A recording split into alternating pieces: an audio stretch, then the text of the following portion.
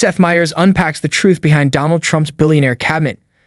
Comedian Seth Meyers, in his characteristic sharp-witted style, offered a biting critique of former President Donald Trump's cabinet and policy priorities during his recent segment on Late Night with Seth Meyers.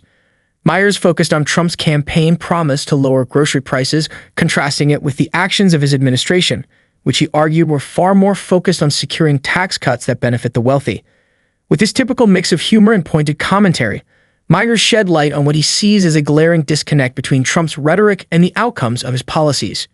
Meyers began by noting that Trump's cabinet, especially during his second term, was composed of billionaires, making it the wealthiest administration in U.S. history. And this fact alone, Meyers suggested, raises questions about the administration's priorities and its ability to address the concerns of everyday Americans. He also mentioned Elon Musk, the world's richest man who was unofficially tapped by Trump to lead efforts targeting public spending.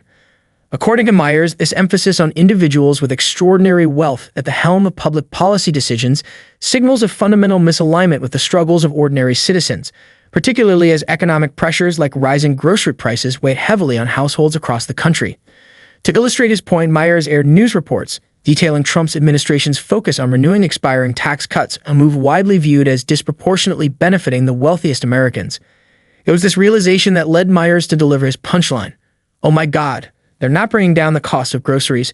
They're just giving themselves a tax cut."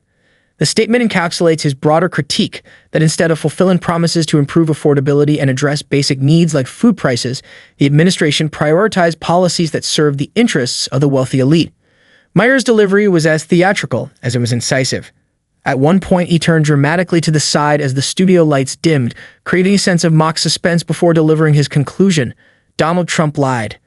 This moment underscored the satirical nature of the segment while also driving home a serious point about political accountability.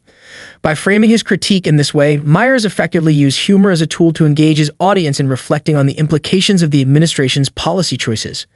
The critique Meyers offered goes beyond Trump's unfulfilled promise to lower grocery prices.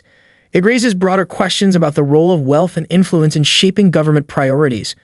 When an administration is composed of individuals whose wealth far exceeds that of the average American, can they truly empathize with or address the struggles of ordinary citizens?